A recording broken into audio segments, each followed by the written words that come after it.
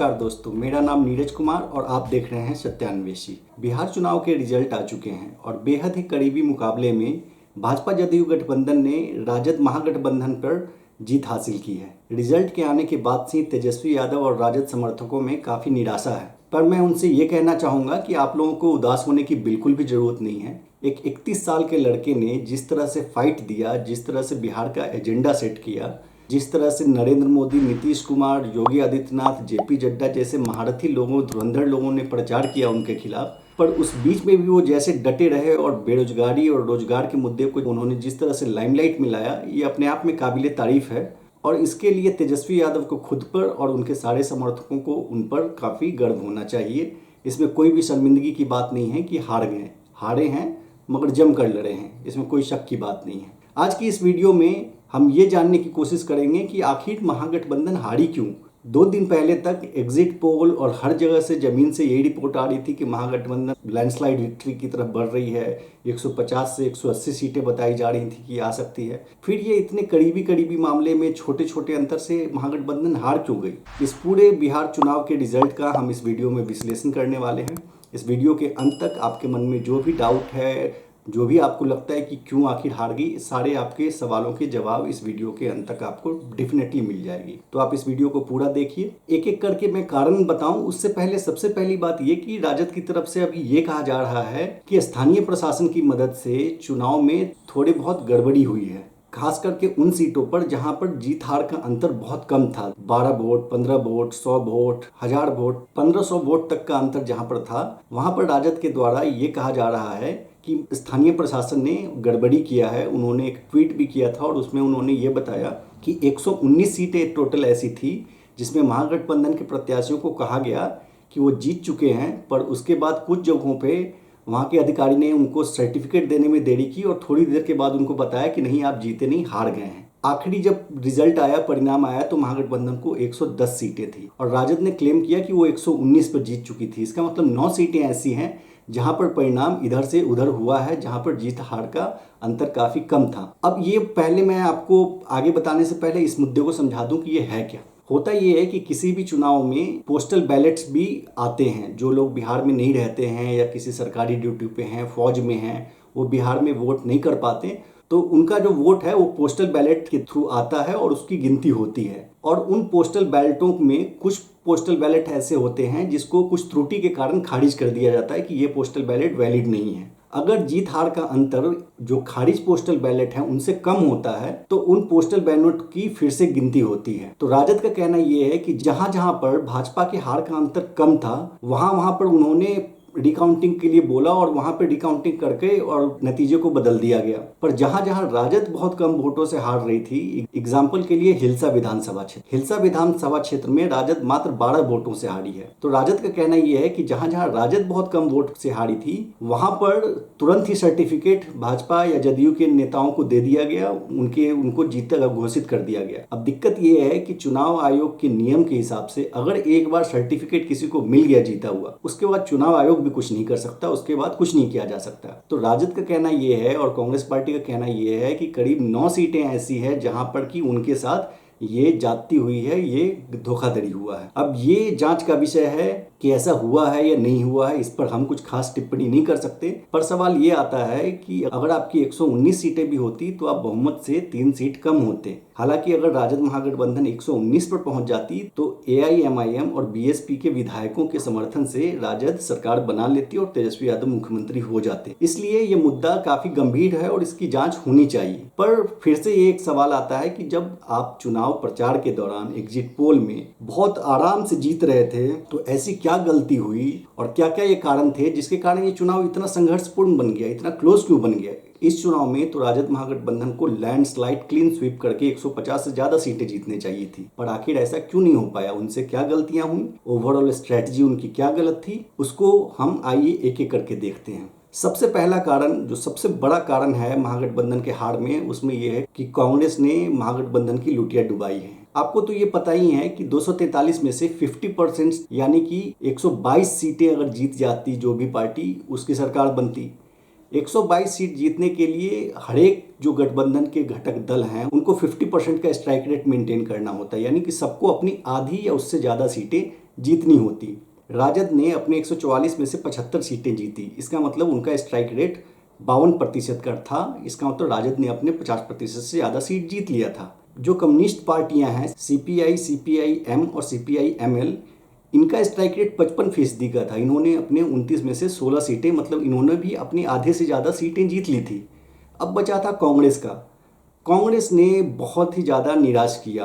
कांग्रेस का strike rate मात्र 27% का रहा। वहीं एनडीए में जदयू का प्रदर्शन भी बहुत निराशाजनक रहा, पर फिर भी जदयू का स्ट्राइक रेट 40% का था। जदयू के खिलाफ लोजपा काफ़ी जगह जदयू को हराने में लगी रही और इसलिए जदयू की काफ़ी सीटें कम भी हुई, पर उसके बाद भी जदयू ने 40% का स्ट्राइक रेट रखा और 43 सीटें जीती।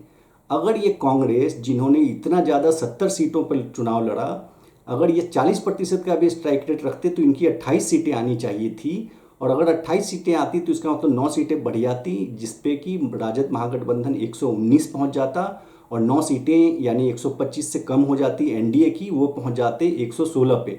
जैसे ही 116 और 119 होता, महागठबंधन आगे निकलता, महागठबंधन को सरकार बनाने का न्योता मिलता और महागठबंधन आराम से एआईएमआईएम और बीएसपी की मदद से सरकार बना लेती। तो सबसे पहला कारण जो हराने में है वो कांग्रेस का है, कांग्रेस का निराशाजनक प्रदर्शन। और ये जिस दिन सीट शेयरिंग की अनाउंसमेंट हुई थी उसी दिन मैंने एक आर्टिकल लिखा था, और आर्टिकल लिख के कहा था कि ये सबसे पहला सेल्फ गोल महागठबंधन ने, राजद ने सेल्फ गोल कर लिया, क्योंकि कांग्रेस का बिहार में अपना कोई जनाधार नहीं बचा है। राजद की तो वोट उनको मिल जाएगी, पर कांग्रेस से राजद को कोई फायदा नहीं होता। अगर यही 70 की जगह सिर्फ 40 सीटें कांग्रेस को मिलती और 15-15 सीटें कम्युनिस्ट पार्टियों को और राजद खुद लड़ती, या फिर 15 सीटों में पप्पू यादव, उपेंद्र कुशवाहा जैसी पार्टियों को एडजस्ट करने की कोशिश की जाती, तो शायद आज परिणाम बिल्कुल अलग होते। दूसरा कारण यह है कि रैलियों में भीड़ को वोट में कन्वर्ट करने के लिए इलेक्शन मशीनरी चाहिए होती है। हम लोग काफ़ी इलेक्शंस में इन्वॉल्व रहे हैं, काफ़ी पार्टी और काफ़ी कैंडिडेट्स को इलेक्शन लड़वाते रहे हैं अपने पॉलिटिकल कंसल्टिंग ग्रुप के थ्रू, और उसमें ये हम लोग ध्यान रखते हैं कि हर एक बूथ बाई बूथ कि कौन सी बूथ पे कितने कमजोर, कितने मजबूत हैं और कितने वोटर्स को हमें बूथ तक लेके आना है। इस बात की जो स्ट्रेटजी होती है, इस मामले में भाजपा बहुत ही आगे है। भाजपा जो है हिंदुस्तान में सबसे बेहतरीन इलेक्शन मशीन रखती है, और जदयू के साथ प्रशांत किशोर ने, जो कि हमारे जैसे ही एक इलेक्शन कंसल्टिंग ग्रुप हैं, प्रशांत किशोर ने काफ़ी दिनों तक काम किया है, इसलिए जदयू के पास भी ये हुनर आ गया है कि अपने कार्डर को बूथ तक कैसे लेकर जाना है। लेकिन वहीं जो भी इनकी स्ट्रेटजिक टीम थी राजद की, उनकी तरफ से इस मामले में काफ़ी ढिलाई बरती गई, और इसलिए जिस दिन इलेक्शंस के वोटिंग परसेंटेज आ रहे थे उस दिन ही हमें ये डाउट हो गया था कि ये मामला क्लोज होगा, क्योंकि बिहार में नीतीश कुमार के खिलाफ काफ़ी एक वेव था, उनके खिलाफ लोगों में काफ़ी गुस्सा था। पर फिर भी एंटी इनकम्बेंसी की जब वोटिंग होती है तो नॉर्मली पिछले चुनाव में जो वोटिंग होती है उससे मत प्रतिशत काफ़ी बढ़ जाता है। पर इस बार क्या हो रहा था कि अगर चुनाव में किसी फेज में 55% पिछली बार वोटिंग हुई थी तो इस बार 54% ही हो रहा था।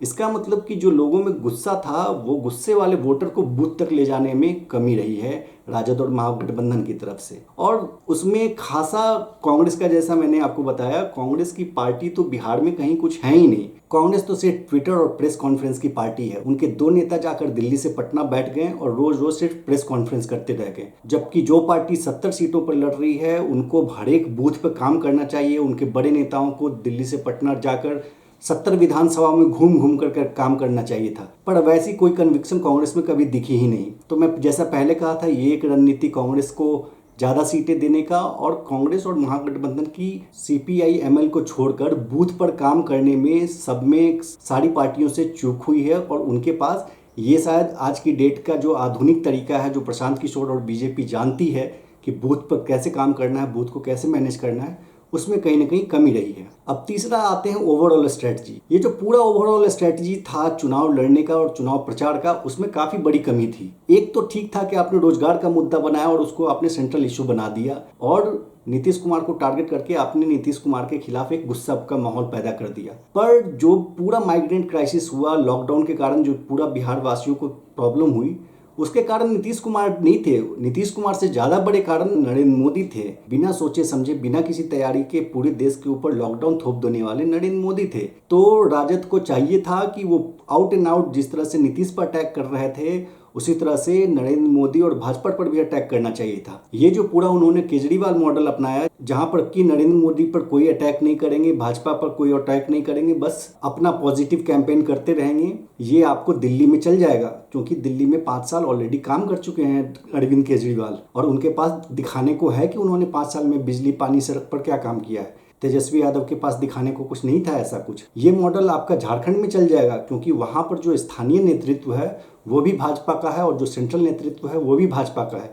तो वहां अगर आप भाजपा पर अटैक करते हैं, स्थानीय नेतृत्व पर, और मोदी पर अटैक नहीं करते हैं, तो चल जाएगा। क्योंकि वहां पे गुस्सा जो है स्थानीय नेतृत्व पर होने का मतलब भाजपा पे ही होने का है। ये स्ट्रेटजी आपका हरियाणा में चल जाएगा, क्योंकि हरियाणा में जो मुख्यमंत्री मनोहर लाल खट्टर थे और आप उन पर टारगेट कर रहे हैं, मोदी पर टारगेट करने से बच रहे हैं, फिर भी आप भाजपा पे ही टारगेट कर रहे हैं। यही स्ट्रेटजी महाराष्ट्र में चल जाएगा, क्योंकि वहां पर जो मुख्यमंत्री देवेंद्र फडणवीस थे वो भी भाजपा के थे। तो आप भाजपा पे टारगेट करें, देवेंद्र फडणवीस पे टारगेट करें, मोदी पर टारगेट करने से बचें। अगर आप देवेंद्र फडणवीस के खिलाफ गुस्सा, लोगों में गुस्सा कायम कर पाते हैं, तो आप भाजपा के खिलाफ भी कर लेते हैं और वो आपके पक्ष में जाएगा। पर बिहार में अगर आप नीतीश के खिलाफ सिर्फ बोलते हैं और मोदी के खिलाफ अगर आप नहीं कैंपेन कर रहे हैं, तो होगा ये कि नीतीश के खिलाफ काफ़ी एक गुस्सा का माहौल तो पैदा हो जाएगा, पर भाजपा के खिलाफ कोई गुस्सा नहीं होगा। और ये बात बिहार गए हर एक पत्रकार, जिन लोगों ने भी जमीन पर काम किया, सबने कहा कि भाजपा के खिलाफ कोई गुस्सा नहीं था, नीतीश के खिलाफ बहुत गुस्सा था। इसलिए नीतीश कुमार की सीटें कम हुई, 50 से नीचे आ गए, वो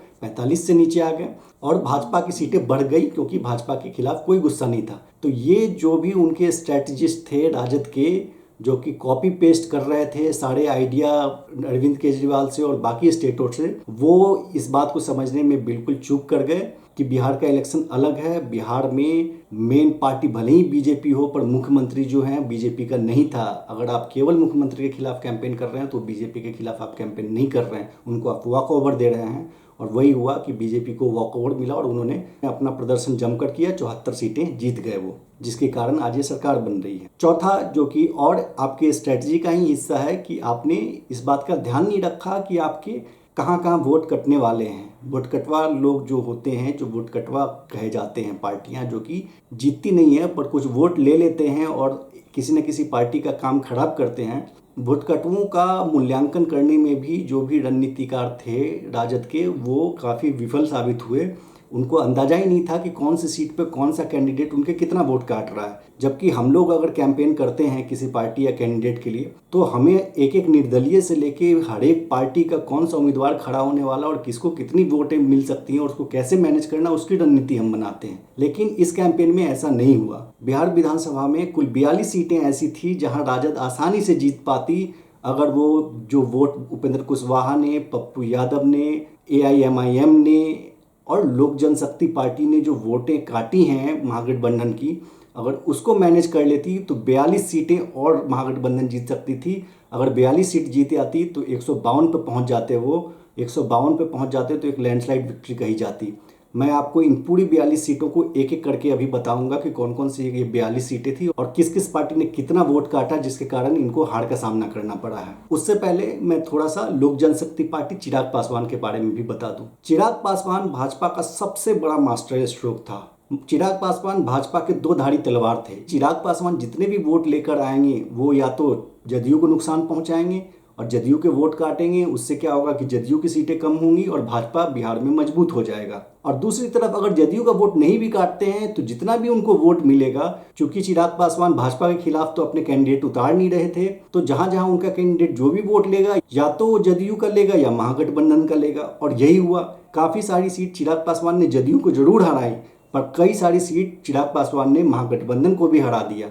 कई सारी जगह महागठबंधन का भी वोट चिराग पासवान ने काटा और उन्होंने महागठबंधन को हराने में भी काफी अहम भूमिका निभाई है। अब आइए एक एक करके उन 42 सीटों को देखते हैं जहां पर महागठबंधन को जीतना चाहिए था, पर वोट कटवा पार्टियों ने, जिन्होंने कि थोड़ा थोड़ा वोट काटा और राजद उन 42 सीटों पर हार गया, जो 42 सीटें राजद महागठबंधन जीत सकती थी। सबसे पहले आता है अलीनगर। अलीनगर में VIP के कैंडिडेट राजद के कैंडिडेट से 3101 वोटों से जीतते हैं और वहां पर पप्पू यादव की पार्टी जाप ने 9737 वोट लिए। मतलब अगर वहां पर वो मैनेज कर लिया जाता, ये 9000 वोट अगर महागठबंधन में ट्रांसफर हो जाते तो 6000 से ये सीट अलीनगर की जीत जाते। दूसरा सीट है आपका अमरपुर में कांग्रेस की पार्टी हारी है 3114 वोटों से और वहां पर लोजपा ने 40,308 वोट लोजपा का आया। इसमें से काफी सारा वोट उन्होंने जदयू का भी काटा, पर ज्यादा वोट इस जगह पर इस विधानसभा में उन्होंने महागठबंधन का ही काट लिया। तीसरा है अमनौर में बीजेपी ने राजद को 3681 वोटों से हराया, पर वहीं पे जो उपेंद्र कुशवाहा की पार्टी है आरएलएसपी, उन्होंने 4783 वोट प्राप्त किए। तो यहाँ भी उपेंद्र कुशवाहा की पार्टी ने हरा दिया। नेक्स्ट सीट है आरा में बीजेपी ने सीपीआई-एमएल को 3002 वोटों से हराया, जबकि आरएलएसपी, जाप और वहां पर कुछ इंडिपेंडेंट कैंडिडेट ऐसे थे जिसको मैनेज किया जा सकता था, तो 12000 से ज्यादा वोट इधर महागठबंधन सीपीआई-एमएल को ट्रांसफर हो सकते थे, जिससे कि वो 9000 वोटों से जीत जाते, पर वो 3000 वोटों से हार गए। पांचवा सीट है अस्थावन में जदयू के उम्मीदवार ने 11600 वोटों से राजद को हराया, पर यहाँ पर लोजपा ने 21844 वोट प्राप्त किए, जिसमें से ज्यादातर वोट उन्होंने राजद का ही काटा, जदयू का वोट कम काटा वहां पर। अगला सीट है बाबूबढ़ी में भी 11488 वोट से राजद हारा है, पर वहां पे उपेंद्र कुशवाहा की पार्टी ने 11759 वोट प्राप्त किए। अगला सीट बछवाड़ा में बीजेपी ने सीपीआईएम को मात्र 484 वोटों से परास्त दिया, जबकि वहां पे बसपा को ही सिर्फ 1093 वोट थे और कुछ और वहां पर इंडिपेंडेंट्स ने जो वोट काटे उसको मिला देते तो ये भी सीट आसानी से जीती जा सकती थी।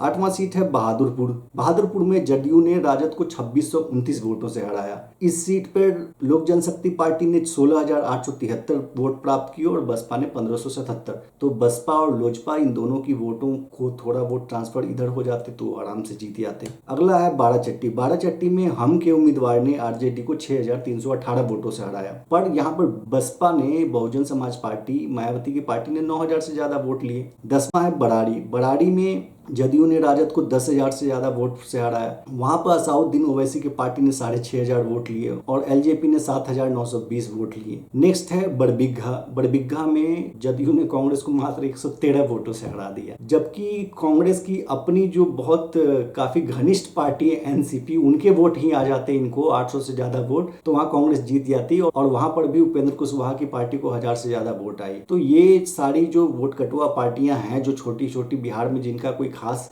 खुद से जीत नहीं सकते पर आपको हरा देते हैं, इनको मैनेज करना था, जो कि कहीं भी मैनेज नहीं हो पाया। ये 11वां सीट था। 12वां सीट है बाढ़ में कांग्रेस 10,000 से ज्यादा वोट से आया, पर वहां पे करणवीर सिंह जी हैं जिन्होंने इंडिपेंडेंट लड़ा और 38,000 से ज्यादा वोट लाया। अब हम जब कोई चुनाव प्रचार करते हैं तो हमें पहले से पता होता है कि वहां कौन सा इंडिपेंडेंट खड़ा होने वाला है, कौन सा वहां पर विधायक में खड़ा होने वाला है जो इतनी वोट ला सकता है, और उसको मैनेज किया जाता है। या तो आप उनको ही टिकट दे दीजिए जिनके की काफी खुद के अपने 38,000 अपने नाम पर 38,000 वोट है, या उनसे बातचीत करके किसी तरह से एडजस्ट करने की कोशिश की जाती है। पर यहाँ पर कांग्रेस को तो कुछ पता भी नहीं होगा, कांग्रेस पार्टी जिस तरह से चलती है उनको पता भी नहीं होगा कि उस सीट पर ऐसा कुछ होने वाला है, किसी और को 38,000 वोट आने वाला है जो कि इंडिपेंडेंट खड़ा हो रहे हैं। तो ये इस तरह की रणनीति, ऐसे चुनाव जीता ही नहीं जाता, ये चुनाव हारने के ही लक्षण होते हैं और इसलिए कांग्रेस पार्टी का जो हाल हुआ है वो हुआ है। अगली सीट के बारे में बात करते हैं। अगला सीट है बड़हरा ने आरजेडी को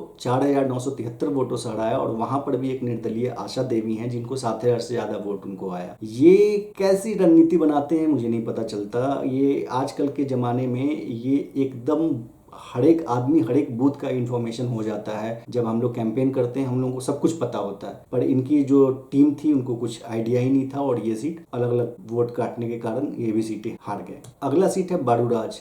इसमें हालांकि मार्जिन आपको दिख रहा होगा कि जीत का मार्जिन 43,600 थे, लेकिन वहां पे बसपा ने 22,000 वोट लिया था और ये पोस्ट पोल एनालिसिस है। अगर प्री पोल होता, अगर पहले से ये गठबंधन हो गया होता बसपा के साथ राजद का, या वो सीट मैनेज हो जाती, तो यहाँ पे भी परिणाम अपने पक्ष में किया जा सकता था बिल्कुल आराम से। अगला सीट है बेगूसराय पे भी उपेंद्र कुशवाहा की पार्टी ने ज्यादा वोट लिए, उनके वोट ट्रांसफर हो जाते, जीत जाते। इसके बाद है बेलदौर में भी वहां पर जो पप्पू यादव की पार्टी है उनको 10,000 से ज्यादा वोट आ गई। अगला है बेलहर में भी मात्र 2473 वोटों से आरजेडी हारी है, जबकि बसपा को वहां पे 6127 वोट आई है। नेक्स्ट है बेनीपुर में जदयू ने कांग्रेस को 6590 वोटों से हराया। अगर यहाँ पे जो उपेंद्र कुशवाहा की पार्टी है, जो चिराग पासवान की पार्टी है और जो पप्पू यादव की पार्टी है, इन सब का वोट को अगर आप ऐड करके इधर ट्रांसफर करवा पाते तो आप ये भी सीट जीत जाते। 19वां है भोरे। यहाँ पर जेडीयू ने सीपीआईएम को मात्र 462 वोटों से हराया है। यहाँ पर जाप ने पप्पू यादव की पार्टी ने 4000 से ज्यादा वोट लिया। अगला है बिहार शरीफ। बिहार शरीफ में बीजेपी ने आरजेडी को 15,000 वोटों से करीब हराया। वहां पर एक कैंडिडेट थी आफरीन सुल्ताना, उन्होंने 13,443 वोट प्राप्त किए। वहां पर बहुजन समाज पार्टी ने 1500 वोट प्राप्त किया और एनसीपी ने भी कुछ वोट प्राप्त किया। अगर ये सारे वोटों को हम इधर ट्रांसफर कर दें तो ये भी सीट आराम से जीत जाती है महागठबंधन। अगला है चकाई। चकाई में एक निर्दलीय उम्मीदवार ने मात्र 581 वोटों से राजद को हरा दिया और वहां पर बसपा की 2669 वोट। चकाई के बारे में आपको ये भी बता दूं कि चकाई में झारखंड मुक्ति मोर्चा, जो कि महागठबंधन का एक घटक दल है झारखंड में, उसको 16,000 वोट आए हैं। अगर उनको साथ कर लेते तो 16,000 इधर ट्रांसफर हो जाता और चकाई में बड़ी जीत होती, लेकिन 581 वोटों से हार गई ये सीट। नेक्स्ट है ढाका। ढाका में बीजेपी ने 10,114 वोट से हराया राजद को और वहीं 10,932 वोट उपेंद्र कुशवाहा की पार्टी को आया। अगला है गौड़ाबौड़म। गौड़ाबौड़म में वीआईपी के कैंडिडेट ने आरजेडी को 7,280 वोट से हराया, जबकि वहां पर मुस्लिम इंडिपेंडेंस कैंडिडेट 2 थे जिन्होंने कि 7,429 वोट प्राप्त किए। अगला है हाजीपुर। हाजीपुर में उपेंद्र कुशवाहा की पार्टी ने 3,089 वोट प्राप्त किए और मात्र 2,990 वोट से राजद वहां पर हार गई। अगला हिलसा। हिलसा में तो राजद मात्र 12 वोट से हारा है। यहाँ पर तो एक निर्दलीय का वोट भी इधर इनको ट्रांसफर हो जाता तो भी ये जीत जाते। हालांकि वहां पर बीएसपी बहुजन समाज पार्टी को 3,000 से ज्यादा वोट आए हैं और पप्पू यादव की पार्टी को 2600 से ज्यादा वोट वहां पर आए हैं। तो ये सारे वोटों का जो बंदरबाट बिहार में हुआ है, इससे लुटिया डूबती गई है। अगला सीट देखते हैं झाझा। झाझा में जदयू ने राजद को 1679 वोटों से हराया है, जबकि बसपा को 13,000 वोट मिले वहां पर। अगला है जोकीहाट। जोकीहाट में तो खैर AIMIM जीत ही दर्ज कर चुकी है। अगर AIMIM नहीं लड़ती तो वो सीट तो यहाँ पे राजद को ही आती। अगला है केसरिया। केसरिया में जदयू ने राजद को 9,227 वोट से हराया, जबकि वहां पर उपेंद्र कुशवाहा की पार्टी को 18,000 से ज्यादा वोट प्राप्त हुए हैं। तो आप सोच लीजिए कितनी आसानी से जीता जा सकता था। अगला सीट है महिषी। महिषी मात्र 1630 वोट से हारे हैं, जबकि वहां पर फिर उपेंद्र कुशवाहा की पार्टी ने 3700 से ज्यादा वोट लिया है। अगला सीट मुंगेर। मुंगेर में आरजेडी मात्र 1244 वोटों से हारी है और वहां पर भी उपेंद्र कुशवाहा की पार्टी को 1325 वोट मिला है। अगला है परबत्ता। परबत्ता में जदयू ने राजद को महज 1000 से कम मात्र 951 वोटों से हराया है, जबकि वहां पर चाहे आप पप्पू यादव की पार्टी या उपेंद्र कुशवाहा की पार्टी, दोनों में से किसी एक का वोट ट्रांसफर कर लेते, दोनों को 2700 से ज्यादा वोट प्राप्त हुई हैं, तो आप आराम से जीत जाते।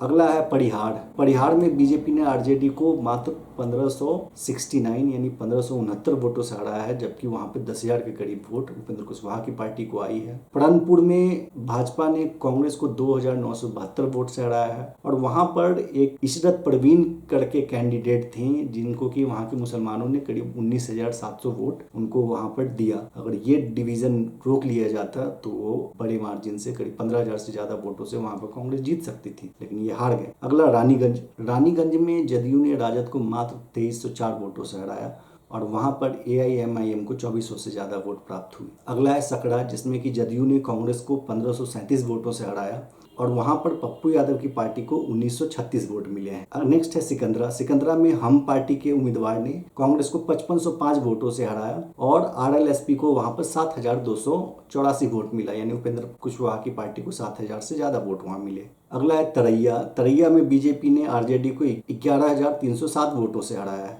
जबकि वहां पे 10 ऐसे निर्दलीय उम्मीदवार थे जिन्होंने अच्छे खासे वोट प्राप्त किए। अगर उन 10 निर्दलीय उम्मीदवारों का अगर वोट आप जोड़ देते तो 64,000 से ज्यादा होता है। तो वहां पर जब ये स्ट्रेटजी बनाई जाती है तो ये पहले से पता होता है कि कौन कौन सा निर्दलीय उम्मीदवार है जो कि अच्छा खासा वोट लाया जा सकता है और फिर बाद में उसको मैनेज करने की रणनीति बनाई जाती है। पर ऐसी कोई रणनीति राजद में शायद थी नहीं, सिर्फ उनका ध्यान रैली करने में था और रैली में भीड़ लाने में था। और वहीं दूसरी तरफ जदयू और भाजपा का ध्यान अपने बूथ पर ज्यादा था कि कैसे ज्यादा से ज्यादा वोटर को वो वोट दिलवा सके और कैसे जहां जरूरत पड़े वहां निर्दलीय कैंडिडेट ऐसे खड़े कर दिए जाएं जिससे कि वोट बटे और वो जीत पाए। तो ये सारी रणनीति का हिस्सा होती हैं जो कि अब जब आप चुनाव लड़ रहे होते हैं तो इन सब बातों का आपको ध्यान रखना पड़ता है।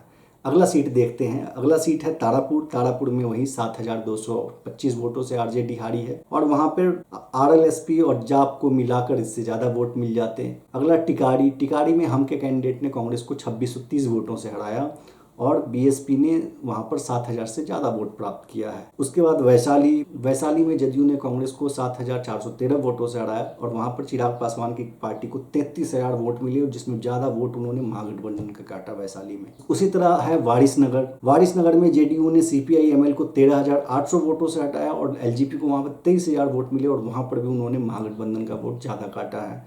आखिरी सीट है वरसालीगंज में बीजेपी ने कांग्रेस को 9,030 वोटों से हराया और वहां पर भी आरएलएसपी उपेंद्र कुशवाहा की पार्टी को 4,755 वोट मिले और वहां से निर्दलीय उम्मीदवार जो थी उनका नाम था आरती सिन्हा जी ने 39,000 से ज़्यादा वोट प्राप्त किए। तो कांग्रेस कहाँ थी, उनको आइडिया नहीं था कि वहाँ पर कोई ऐसे कैंडिडेट है जो 40,000 वोट लाने वाली है। तो ये कुल मिला के टोटल 42 सीटों का आपके पास मैंने रखा और आपको पूरा बताने का कोशिश किया कि कैसे कैसे वहाँ पर महागठबंधन जीती हुई बाजी हारी है।